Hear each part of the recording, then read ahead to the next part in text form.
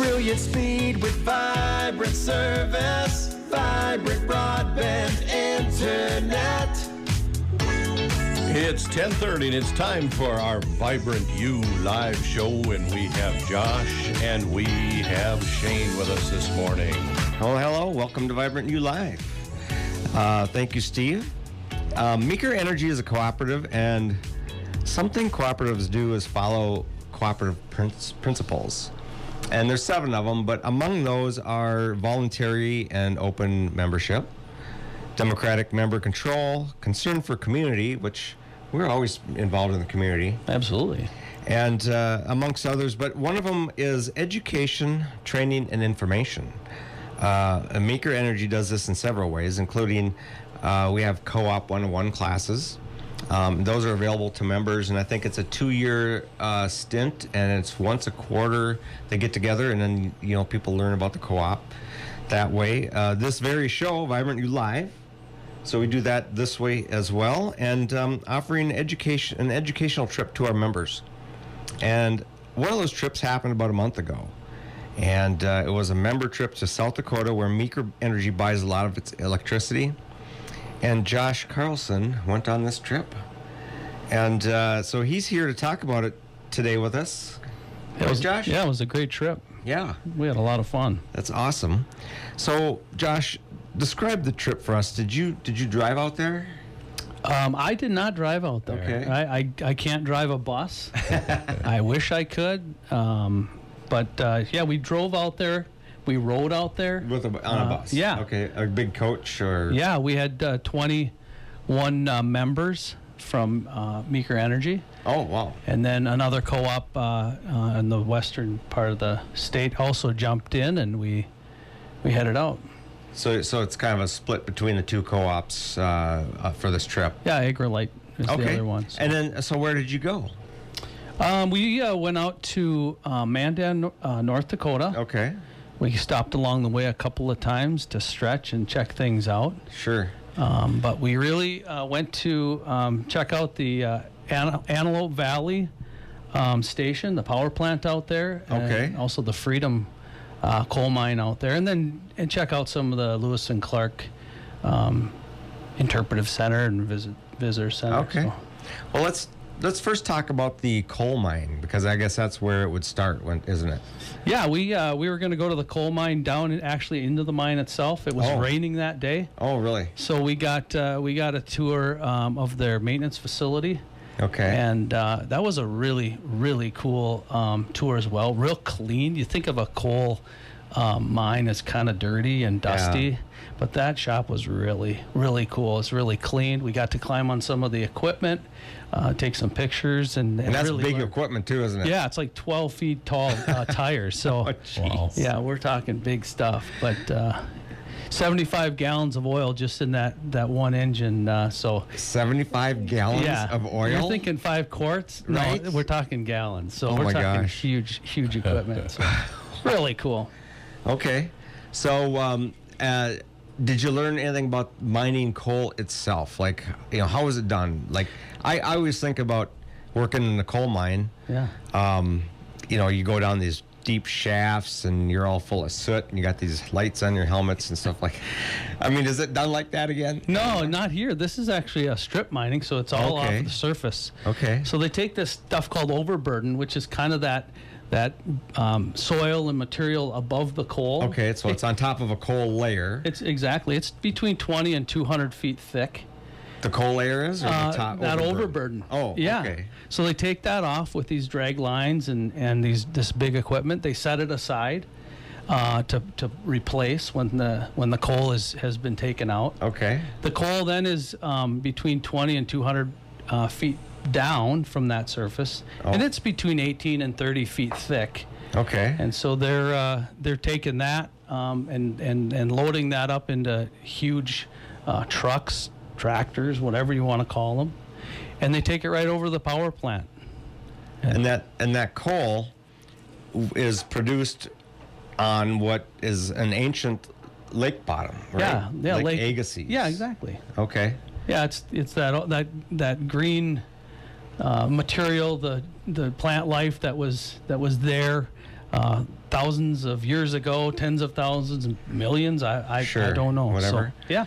So it's, plant material that's been compressed, and I suppose sediment on top of that. That's what you're talking about, that layer they take off. Yeah, exactly. To get to it. The lake's obviously shrunk. There's a smaller piece of it, I think, up in Canada yet. So this layer of coal is this like what would you expect this coal?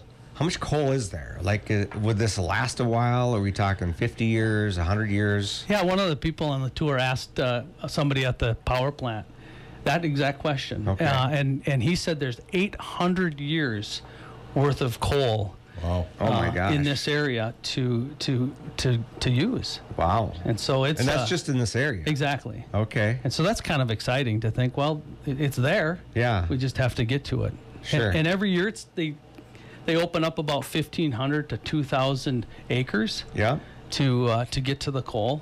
And once they get the coal out of that area, then they put that overburden right back in the hole, right back over it. So you told me earlier, just before the show, actually, that they take it off in layers and they replace it in the same layers that what were there before. Yeah. So like if there's a layer of a certain type of soil right on top of the coal, they put that same layer back. Correct. And then on top of that, whatever layer was on top of that. That's yeah. Okay. So what they're doing is they're essentially taking farmland, taking that soil, setting it aside, taking the coal out, and then they put it back in that same topography in those same layers, so that farmer can go ahead and start farming it again. Oh, using Yeah. black dirt on top. Exactly. So, That's pretty amazing. yeah.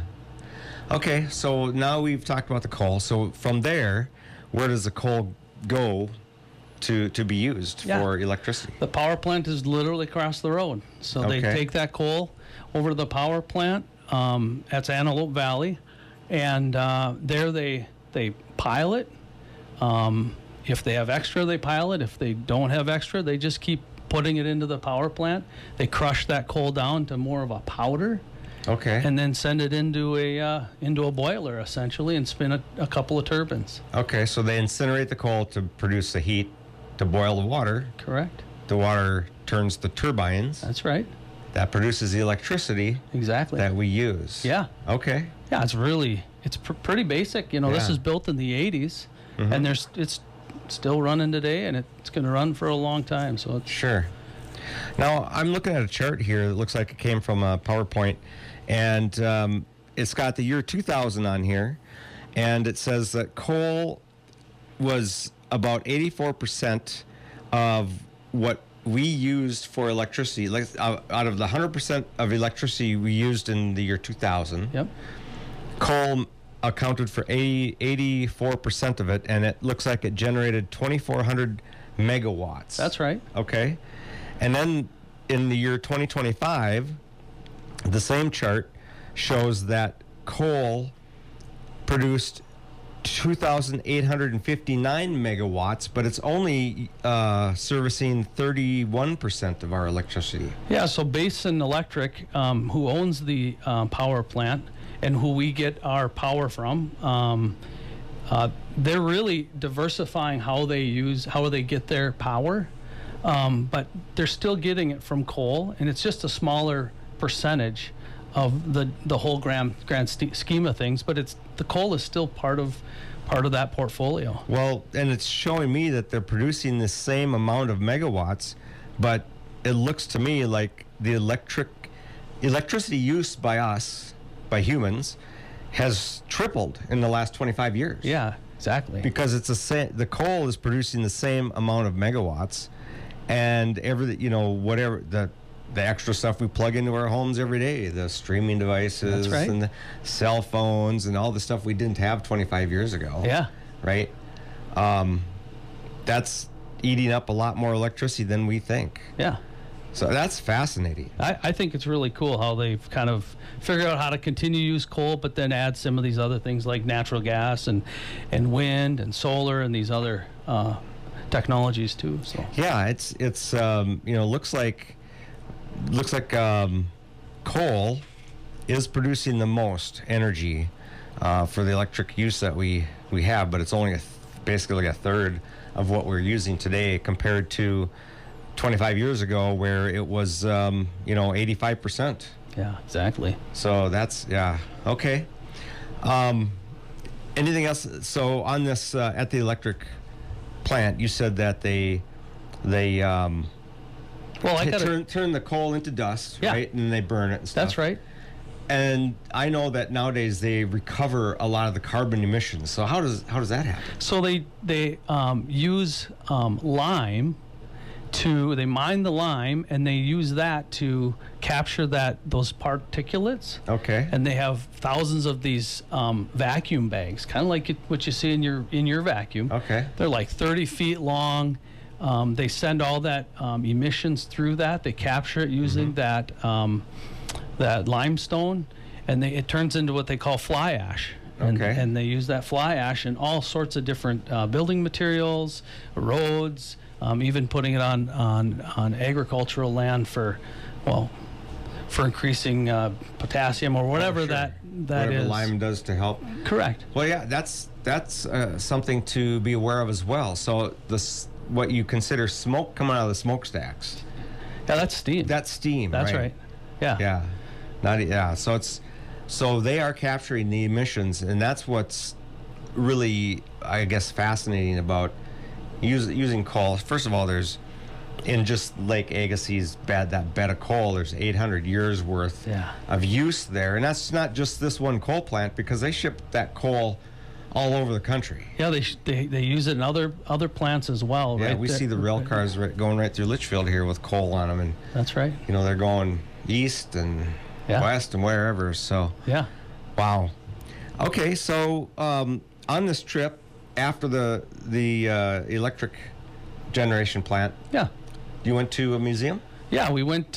We headed back kind of to the east, and we checked out the North Dakota Heritage Museum. Saw some exhibits there. It was really a kind of a cool history of what's going on and some of the details there. We also stopped at the Lewis and Clark Interpretive Center. Okay. And the Fort Mandan. Got to see kind of some of the things they have going there, and the old fort and a kind of a rebuilt exhibit of what the fort looked like back in the early 1800s. Okay. What kind of tools did Lewis and Clark have at their disposal? They had some, they had the self-defense and the hunting type weaponry and that type of thing, but they also had a lot of survey equipment and explorers tools. So really cool. And were they just by themselves, just kind of taking a trip, or what's the deal there? Yeah, right. They had it was part of the U.S. Army that was kind of putting this on, so they had a team there, and then they brought on some others like Sacagawea that kind of was the interpreter and helped them kind of make it to the west. So it was really a cool exhibit. So this is available to our members. So if you're a Meeker Energy member, we do this trip once a year, and it is available to you. There is a cost, but it's a 2-day trip, 2 nights. 2 nights, 3 days. 2 nights, 3 days. Yep. You get to learn all about coal, where it comes from, this generation, and then you get to stop at a couple places to kind of learn some history as well, plus some dinners and whatever not. So lodging's included in that cost. I've been on that trip a few years back as well. It was a day trip. We flew out and flew back, but you can't imagine how huge this equipment is. And they have that one big dragline machine. It's incredibly huge. And like you said, the trucks, the tires are 12 feet tall on these big trucks that haul the coal. It's just incredible. It is incredible. And then to see how it goes through the plant, like you say, the plants are so clean. But it is worth the trip. It really is. You learn a lot, and it's just something you're probably never going to see. Yeah. Well, thank you, Josh. That's very interesting. Thanks for sharing that with us. You bet. I'm glad you were able to get on that trip. Yeah, it was a lot of fun. Yeah. So coming up in Vibrant Land this week, look for us in the Watercade Parade. That's on Saturday. Also, next week, Thursday, we're sponsoring the American Legion Car and Bike Night. And Dreaming and Streaming up in Paynesville, that's July 22nd. If you have any questions, call us at 693-3231, or learn more about us at vibrantbroadband.com. Catch the replay on Facebook and YouTube, Search for Vibrant Broadband and listen live every day like you did today. Every Wednesday at 10:30 on KLFD. Thank you, Josh. Thanks, Steve, for having us. Thank you, audience, for listening. My name is Shane. And I'm Josh. Tune in next week for another Vibrant You Live.